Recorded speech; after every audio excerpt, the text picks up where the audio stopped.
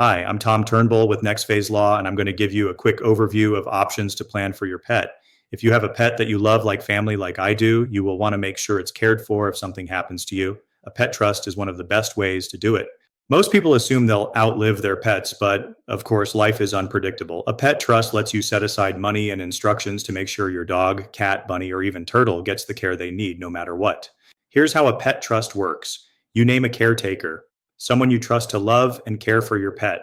You name a trustee, someone who manages the money you've set aside for things like vet bills, food, and grooming. You can even leave detailed instructions for how your pet should be fed, exercised, and treated. You can either create a pet trust as a standalone document or as part of a revocable living trust.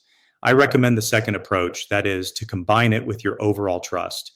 Either way, the caretaker of your pet should be made aware of your wishes so they aren't surprised to learn that your 20 cats are moving in.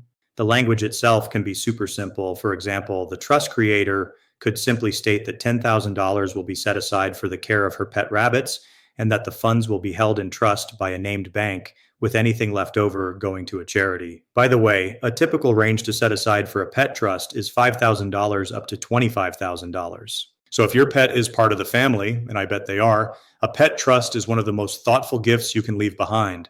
If you have questions or want to add a pet trust to your plan, I'd love to help. Thanks for watching.